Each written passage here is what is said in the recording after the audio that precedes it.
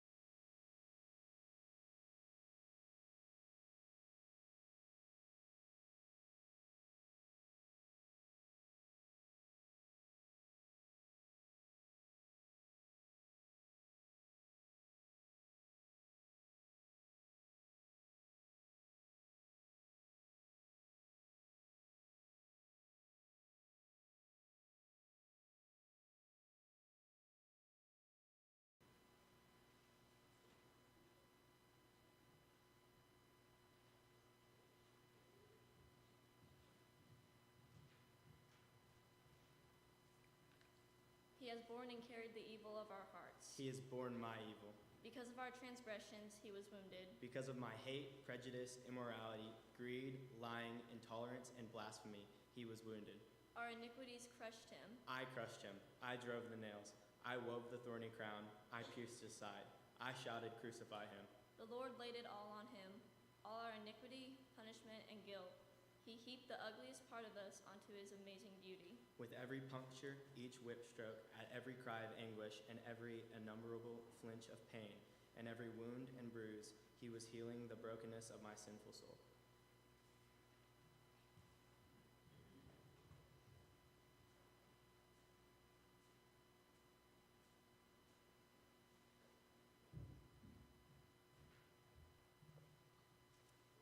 Reading from Psalm 31, verse 9 through 14.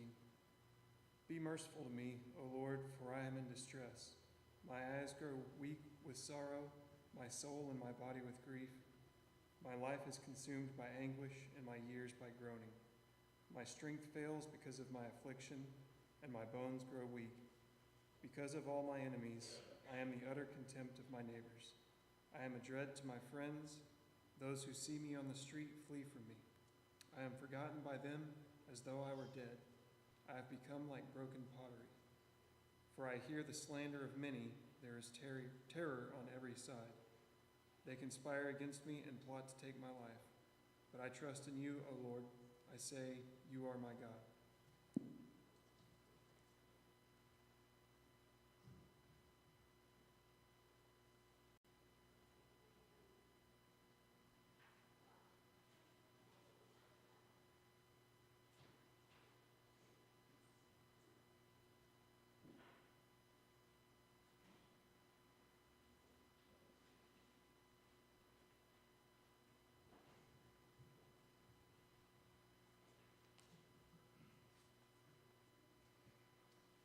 All right, we're going to be in Mark 14, starting in verse 32. Gethsemane. They went to a place called Gethsemane, and Jesus said to his disciples, sit here while I pray. He took Peter, James, and John along with him, and he began to be deeply distressed and troubled. My soul is overwhelmed with sorrow to the point of death. He said to them, stay here and keep watch. Going a little further, he fell to the ground and prayed that if possible, the hour might pass from him.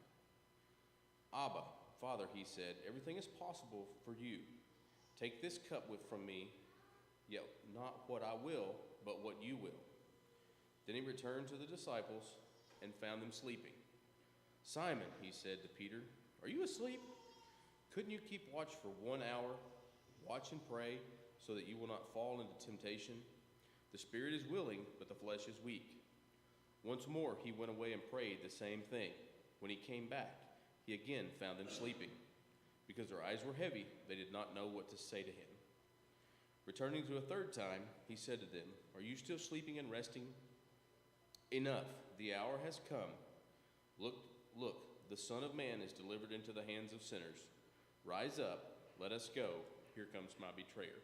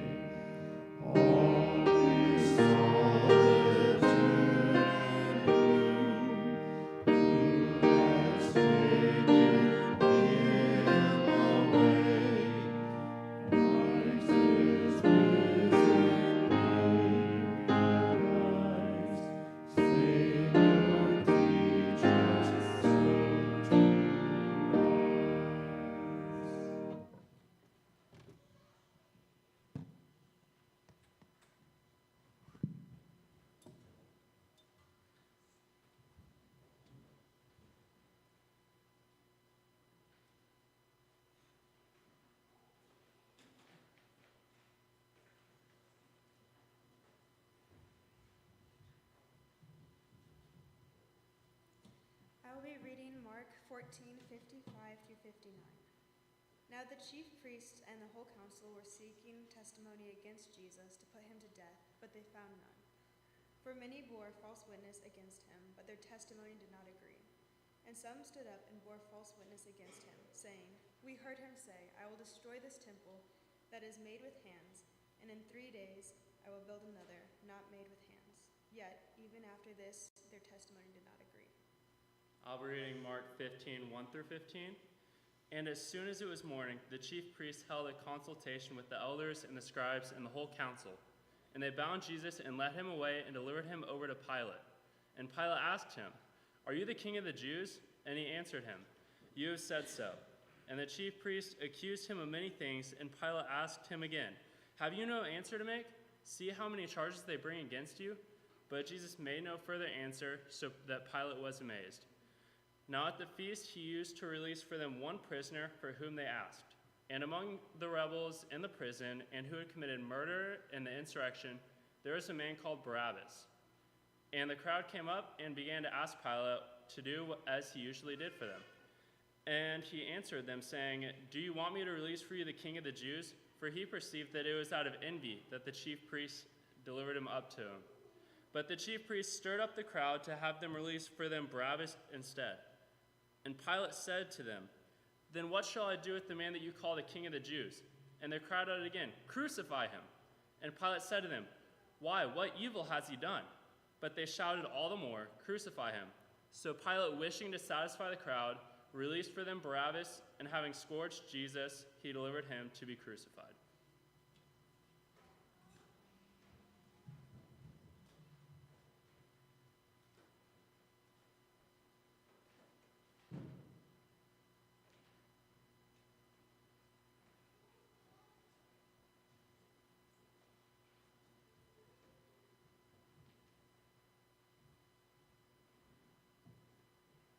Isaiah 53, verses 1 through 5.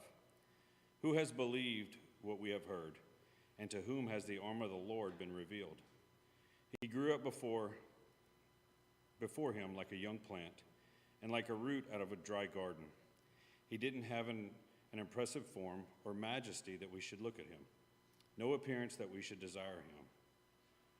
He was despised and rejected by men, a man of suffering, who knew what sickness was.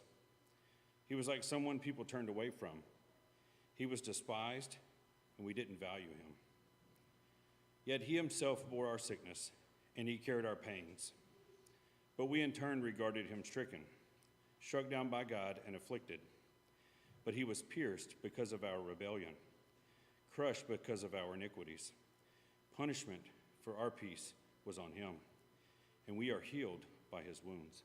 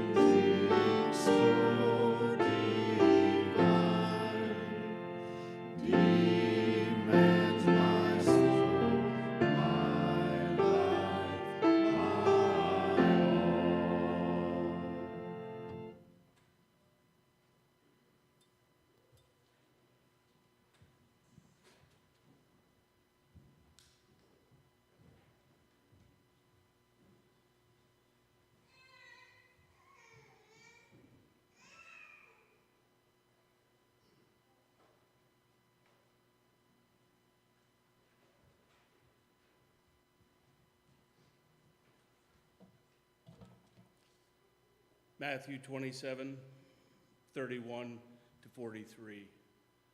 And when they had mocked him, they stripped him of the robe and put his own clothes on him and led him away to crucify him. As they went out, they found a man of Cyrene, Simon by name. They compelled this man to carry his cross.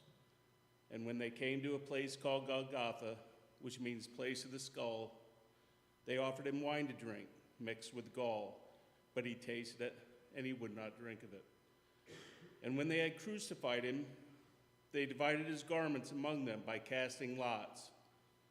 Then they sat down and kept watch over him there. And over his head they put the charge against him, which read, "This is Jesus, the King of the Jews." Then 2 robbers were crucified with him, one on the right and one on the left. And those who had passed by derided him, wagging their heads and saying, "You who would destroy the temple and rebuild it in 3 days, save yourself. If you are the Son of God, come down from the cross." So all the chief priests, with the scribes and elders, mocked him, saying, "He saved others, he cannot save himself. He is the King of Israel. Let him come down now from the cross, and we will believe in him. He trusts in God. Let God deliver him now, if he desires him. For he said, 'I am the Son of God.'"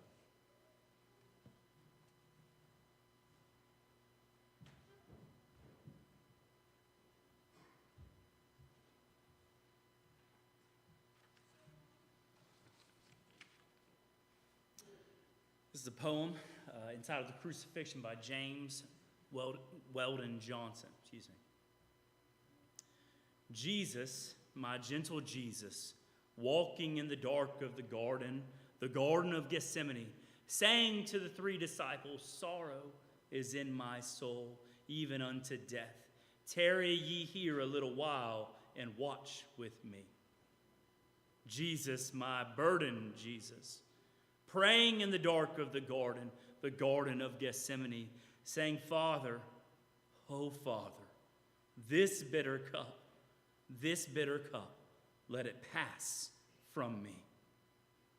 Jesus, my sorrowing Jesus, the sweat like drops of blood upon his brow, talking with his Father while the 3 disciples slept, saying, "Father, oh Father, not as I will,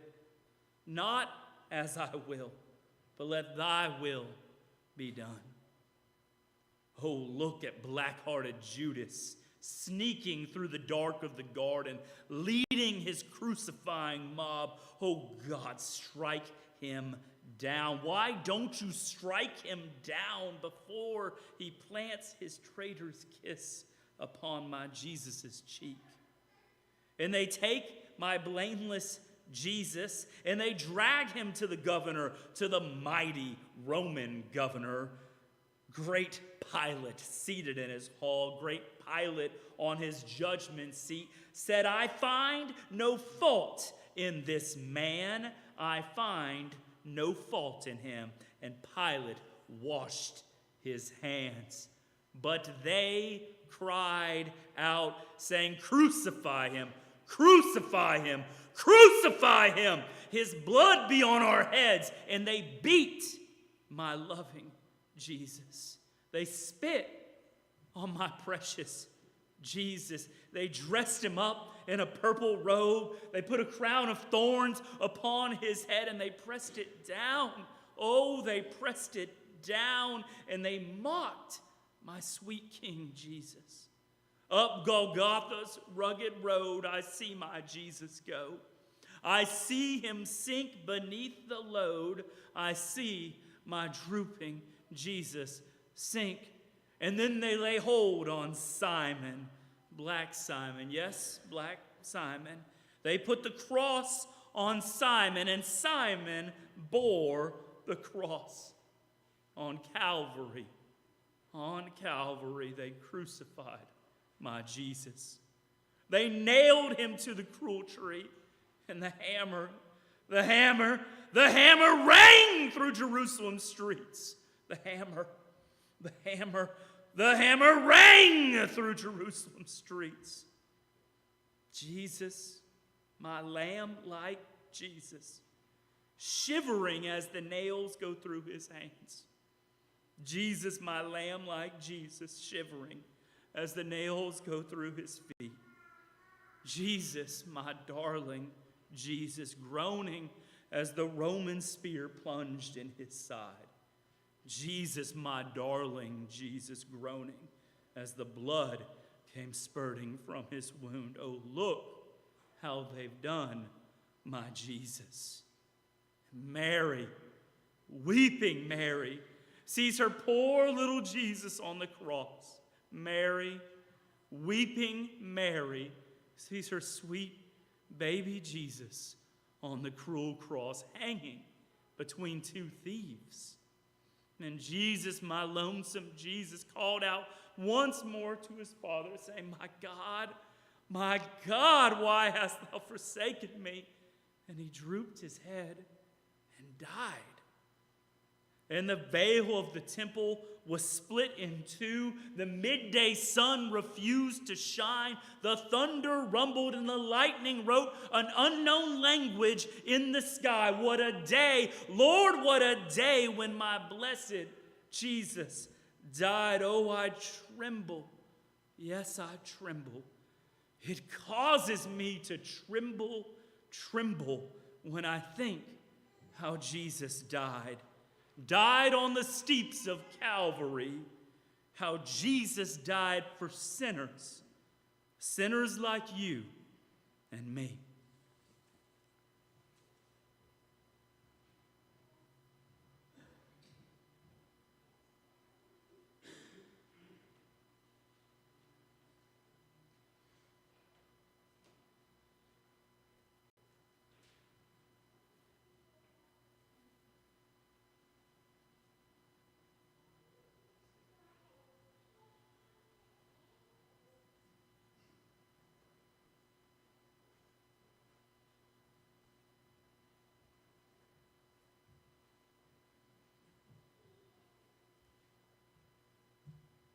Luke 23, verses 44 through 46. It was now about noon, and darkness came over the whole land until 3 p.m, for the sun stopped shining, and the curtain of the temple was torn in two. Jesus called out with a loud voice, "Father, into your hands I commit my spirit." When he had said this, he breathed his last.